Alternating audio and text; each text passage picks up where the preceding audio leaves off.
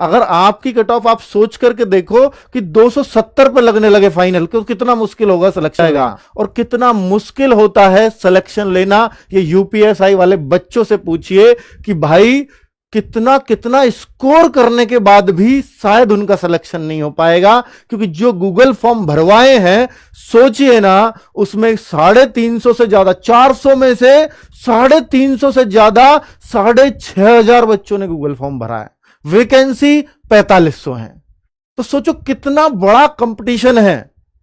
अगर मैं इसको ये देखूं कि सर ये कितना परसेंट बनता है, तो भैया ये करीब करीब 85% बन जा रहा है।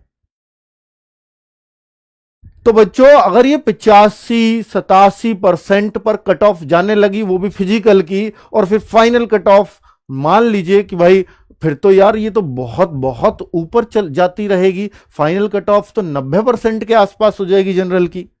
इसी तरह से लग रहा है ना सब बच्चों को। और अगर इस तरह की कट ऑफ लगने लग जाएंगी तो फिर कितना मुश्किल हो जाएगा सिलेक्शन लेना। अगर आपकी कट ऑफ आप सोच करके देखो कि 270 पे लगने लगे फाइनल, तो कितना मुश्किल होगा सिलेक्शन लेना। हालांकि आपकी वैकेंसीज उनके मुकाबले बहुत ज्यादा हैं, इसलिए हम कट ऑफ को वहां नहीं आंक सकते।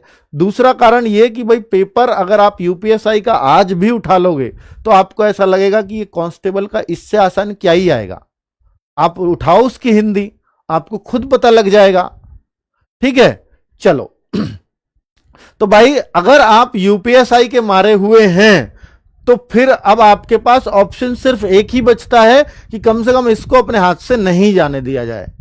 क्योंकि देखो झूठी उसमें रखना कि आप 131 पे हो सकते हो, आप 130 पे हो सकते हो, तो वो एक झूठी आशा होगी। और अब मान लीजिए आपको पता चलता है ये बात मई में जाकर के पता चली कि भाई मैं यूपीएसआई में सेलेक्ट नहीं हो सकता क्योंकि तब कट ऑफ आएगी।